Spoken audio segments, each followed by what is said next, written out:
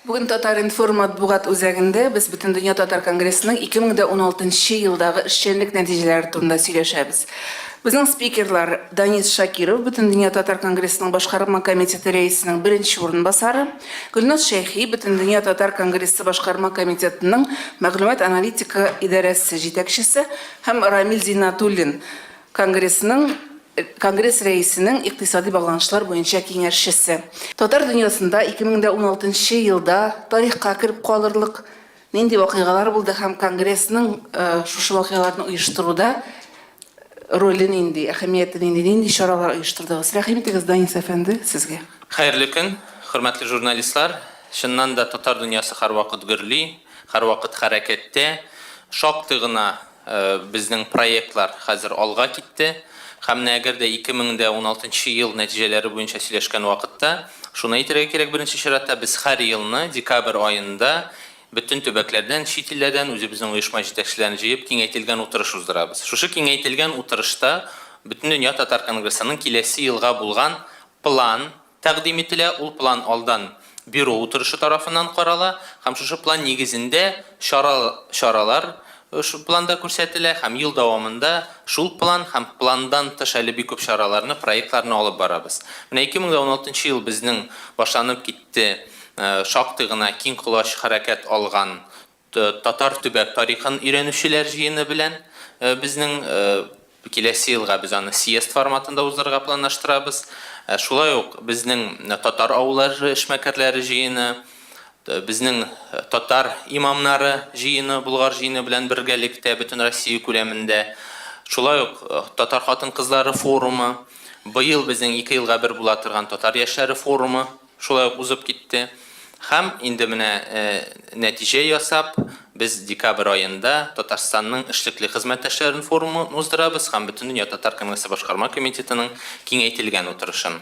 Һәм әйтеп узырга кирәк, кайсы гына безнең Татарстан Республикасы президенты Рөстәм Миңнеханов Миңнеханов кайсы гына төбәктә, кайсы гына чит илдә үзенең эшлекле сәфәре булмасын, һәр вакыт үзенең эшлекле сәфәр программасына татар оешмалары белән, татар җәмәгатьчелеге белән очрашуны куя, программасына, графигына һәм шушы татар оешмалары белән, татар җәмәгатьчелеге белән очрашуны Бөтен дөнья Татар конгрессы оештыра. Шуны әйтергә кирәк. Әлбәттә, планда булган шактый гына башка чараларыбыз да күп. Ул без менә инде прессада да, матбугат чараларында да ул күренде. Борнода узган президент катнашында Европа татарлары альянсының киңәйтелгән утырышы. Ул альянс бүгенге көндә үз эченә дә шактый гына проектларны алып бара Европа татарлары арасында.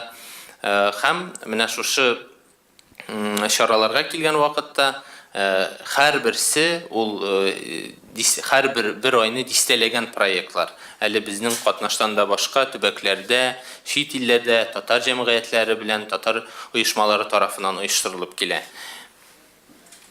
Рәхмәт, һәм инде шушы елның соңгы зур чарасы ул Татарстанның эшлекле хезмәттәшләре форумы 7 декабрь көнне башланачак һәм 3 көн дәвамында барачак. Шушы форум турында мәгълүмат ишетәсебез килә. Ул ничәнче тапкыр уза, аның әһәмияте нидә? Быел безнең Татарстанның эшлекле хезмәттәшләре 11-нче мәртәбә оештырыла. 7-се, 8-се, 9-ы декабрь көннәрендә аның кыскача тарихын сезгә без тараттык. Мин аны кабатлап тормыйм, ләкин программасы турында әйтеп узасы килә.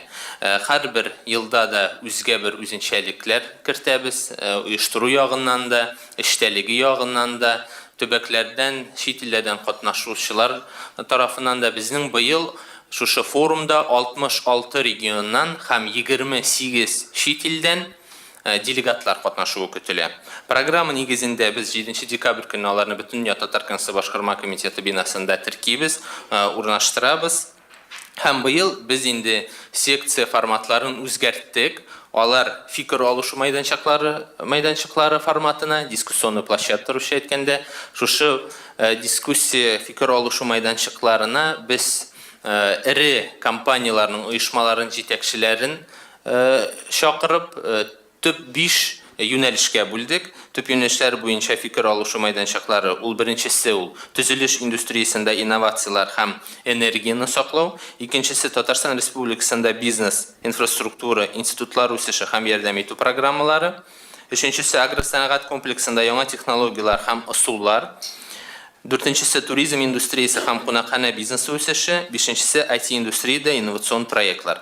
Әгәр дә узган елларны уздырган безнең шушы форум кысаларында уза торган секциялар, аларның форматлары әле шушы эштән дә артмаган булса, без инде елдан ел шушы делегатларның, эшмәкәрләрнең сорауы буенча һәм Татарстан Республикасының министрлыклары һәм оешмалары, ведомстволары тарафыннан алар киткән тәкъдимнәрне, фикерләрне, чөнки һәрбер чараны алар белән бергә уздырабыз. Без шушы фикер алышу мәйданчыкларын 5-кә бүлергә булдык. Алар барысы да Татарстан Республикасының министрлыклары һәм ведомство оешмалары биналарында уза, һәрбер юнәлеше буенча. Һәм алар белән берлектә. Бу инде бу дискуссион площадкаларының фикер алышу мәйданчыкларының уздыруның да сәбәбе, без төп максат буларак безнең бүгенге көндә шактый гына киң колаш һәм киң хәрәкәткә әверелде татар эшмәкәрләре. Без әгәр дә март аенда татар авыллары эшмәкәрләрен уздырган булсак, монысы инде ире бизнес вәкилләре катнашында уза. Әгәр дә без шул ук татар халкының мәдәниятен, тарихын, телен һәм аңа бәйле булган проектларны күтәрәсебез килә икән, без эшмәкәрләрдән, татар эшмәкәрләреннән башка моны эшләп булмый. Шул юнәлешне һәм шул катламны күтәрү ягыннан алар бер-берсе белән фикер алышу һәм Татарстанның базарына керү өчен төрле предприятиелар, оешмалар һәм монда шушы бизнес өлкәсендә эшчәнлек алып бара торган оешмалар аркылы шуңа бәйле менә шушы 5 дискуссион яисә фикер алышу мәйданчыгын булдырдык. 8 көнне безнең Татарстан Республикасы президенты катнашында пленар утырыш, 700 делегат бүгенге көндә әле бу төбәкләрдән һәм чит илләрдән чакырып һәм шушы пленар утырыш алдыннан инновацион проектлар аллеясы. Аның турында әле безнең айрым Ранель Рубелевич сезгә аңлатып китәр. Һәм без һәрбер форумда да теоретик ягын фикер алышу мәйданчыкларынан кала, һәр елны аларны Татарстанның алга киткән һәм төбәкләр белән эшләү буенча башкаларга үрнәк булган оешмаларга алып барабыз, практик ягын карыйбыз. Быел 2 площадкага бүләбез, мәйданга бүләбез. Ул берсе Химград димәк оешмасы, чөнки анда бүгенге көндә резидентлар саны ягыннан иң зур һәм төбәкләр белән бик актив эшләп килә. Һәм Майский теплица комбинатына без шулай ук төркемнәргә бүлеп, шушы 2 оешмага аларны алып барып, фикер алышу һәм алга таба менә шушы алга таба алып барасы проектларны тукталып конкрет рәвештә үз күзләре белән күреп һәм алдагы планнарны төзер өчен эшләнә бу.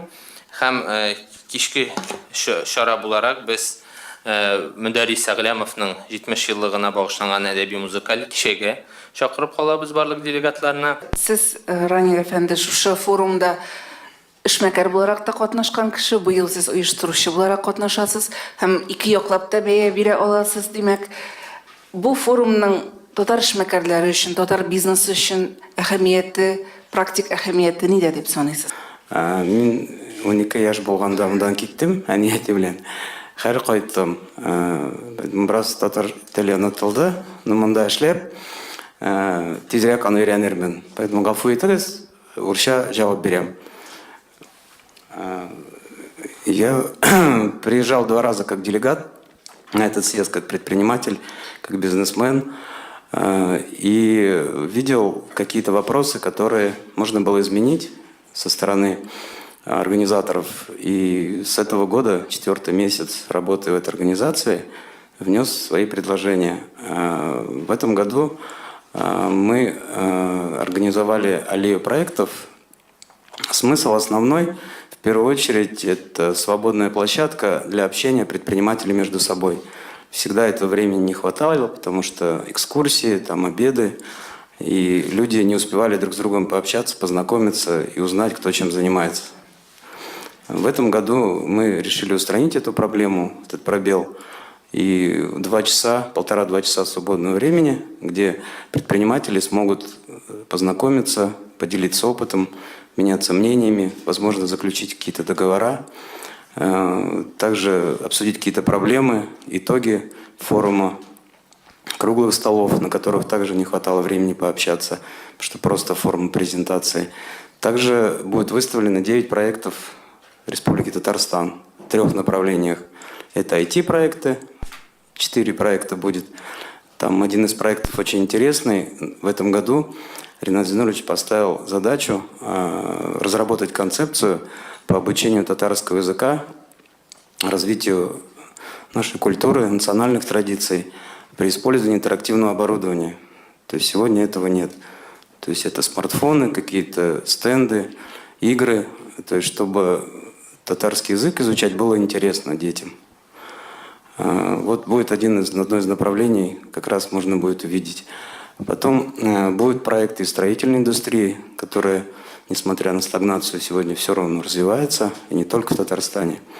Будет несколько проектов агропромышленного комплекса, потому что в любом случае кушать люди хотят, и, соответственно, какие-то инновационные проекты мы решили показать предпринимателям, чтобы они могли при свободном общении ознакомиться, где-то, может быть, также заключить договора, обменяться мнениями и, может быть, у себя что-то подобное начать производить. Поэтому Лея-проект в этом году, думаем, даст определенный толчок, результат. Еще дополнение, какое мы в этом году хотелось бы отметить. Прошлые года у нас было 3 рабочих секции, в этом году 5. То есть мы постарались быть ближе к предпринимателям. То есть, как говорится, чем шире ассортимент, тем больше людей мы можем удовлетворить. То есть 5 секций различных направлений. Данис Фанисович рассказал, какие направления, поэтому повторяться не буду. И думаю, в этом году форум пройдет более содержательно, более интересно. И мы получим уже на следующий год статистику по сотрудничеству предприятий Республики Татарстан, предпринимателей из регионов и статистику работы между собой.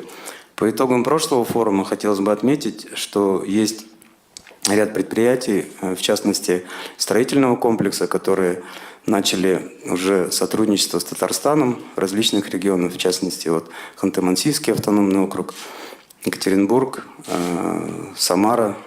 То есть какие-то инновационные проекты или продукция для строительного комплекса. Это курирует этот вопрос корпорация экспорта. Эту информацию они мне дали. То есть уже сегодня есть статистика, что после форума предприниматели начинают сотрудничество и работу. От себя лично, как предприниматель, в прошлом хочу сказать, что моя поездка сюда на данные форумы давала определенный импульс, потому что я был руководителем бизнес-клуба 6 лет в Хабаровском крае, помимо того, что я занимался бизнесом. У нас там состояла татарская автономия. И всю информацию, которую я привозил из Татарстана, конечно же, я рассказывал нашим предпринимателям. Они вдохновлялись этим, понимали, что они не оторваны от Татарстана, а благодаря этой информации чувствовали свою сопричастность.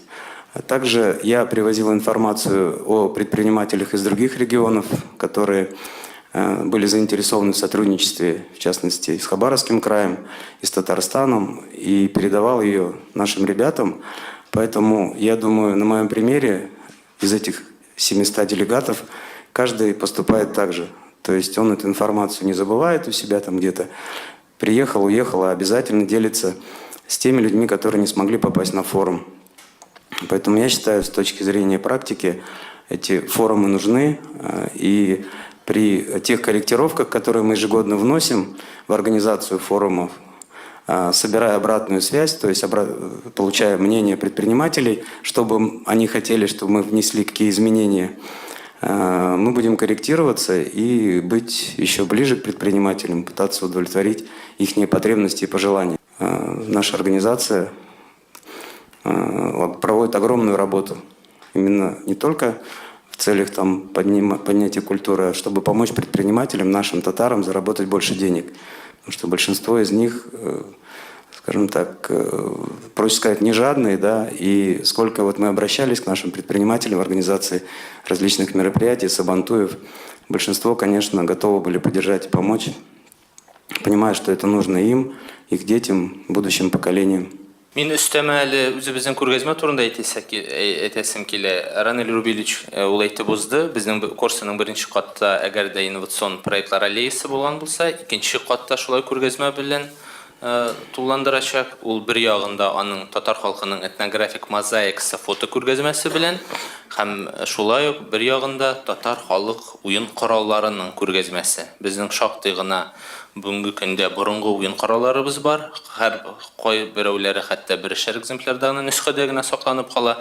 Менә шуларны да барлап президентка күрсәтеп, үзебезнең татар җәмгыятьләре, оешмаларга, татар җәмәгатьчелегенә күрсәтеп, менә шушы мәдәни өлкәне дә күтәреп җибәрәсе иде шул максат белән. Сез бик күп йөрисез, чит илләрдә, чит төбәкләрдә татарлар белән аралашып, сез Татарстанны, татар дөньясын белән бәйләүче кешеләр. Быел татар дөньясында нинди яңалык ачтыгыз? Дөрестән дә күп йөргә туры килә, ләкин барган саен ниндидер яңалык, матурлык күреп, яңалык ачып кайтырга тырышабыз. Шараларыбыз бик күп. Менә мин әле соңгыларын әйтеп китәсем килә. Яңа гына Оренбургта татар китапханәсенең 110 еллыгын зурлап бәйрәм иттеләр. Һәм аларның укучылары да шактый күп, 40 меңнән артык укучылар бар, китапханәнең китаплары күп. Зур шара булды. Шундый ук зур шара Оренбургта күптән түгел генә узды, газетларның 110 еллыгы булды, Яңа вакыт газетасының. Бу Оренбург өлешенә кагылышлы. Менә яңа гына соңгы вакытта булган шараларны атап китәсем килә минем. Минем өчен менә узып баручы 2016 елда ачкан татар дөньясында ачкан дөнья дип әйтсәм, ул Польшадагы татар авыллары булды. Белостоктан ерак түгел, 40-50 километр чакрым ераклыкта гына 2 татар авылы, аның берсе Бахоники, икенчесе Крушиняный. Бу авылларга моннан 350 ел элек татарларыбыз нигез салган. Әлбәттә, анда татар гаиләләре аз калган. Берсендә 5 гаилә, икенчесендә 4 гаилә, ләкин ул авыллар татар авыллары булып исәпләнәләр. Аларда 300 елдан артык булган мәчет бар. Алар телне онытканнар, ләкин динне саклаганнар, татарның гореф-гадәтләрен саклаганнар. Тагын шунысы белән дә кызыклы, алар менә соңгы вакытта милли ризыкларга да нык игътибар бирә башлаганнар. Һәм шушы Крушиняный дигән авылда татар йортсы дип алар ресторан ачканнар. Анда милли ризыклар белән килгән төрле милләт халыкларын сыйлыйлар. Англия принцы Чарльз да анда булып, менә татарның пәрәмәчләреннән авыз иткән, рәхмәт әйтеп киткән татарларга. Алар зур итеп, шул Крушиняный дигән авылда зур итеп төзеп куйганнар татар мәдәни мөселман үзәге. Үзләренең татарлыклары белән горурланалар. Менә әле алай гына да түгел, менә башка милләт вәкилләре татарлар ышанычлы халык, алар булдыклы халык дип әйтүләре безгә нык горурлык хисләре өстәде дип әйтәсем килә. Аннан соң зияратлары бар. Польшаның кайсы төбәгендә генә татарларыбыз вафат була икән, алар аны менә шу 2 зиярат 2 авылда да бар ул. Шушы алар аны мизар дип атыйлар. Шушы зияратка кайтып җирлиләр. Һәм 2 зиярат менә татарларны шушында үзенә кабул итә. 2 авылның да мәчете бар. Һәм менә шуңа игътибар иттем. Безнең татарларыбыз Польша җиренә алар бит инде сугышчылар буларак кергәннәр, гаскарилар булганнар. Һәм аларның киемнәрендә, хәрби киемнәрендә ой төшерелгән. Менә шунысы да татар икәнлекләре аерылып торсын өчен. Һәм аларга бу җирләр, бу авыллар шуша Польша королена Ян Сабинскийга тугры хезмәт иткәннәр өчен бирелгән җирләр булганнар. Һәм алар аны горурланып, менә шушы җирдә яшәп, хезмәт итеп яталар. Шунысына игътибар иттем, дин нык көчле, һәм алар исемнәр аларның инде безнең исемнәр түгел. Мирослав, башка төрле Тимош, ләкин аларның татарча исемнәре дә бар. Мулла исем кушканда кулакка татарча әйтеп исем дәшәйкән татар исеме белән. Менә алар соң вакытта безнең араларына да, Алла бирсә, алар менә шушы форумга да җыелышып киләчәкләр.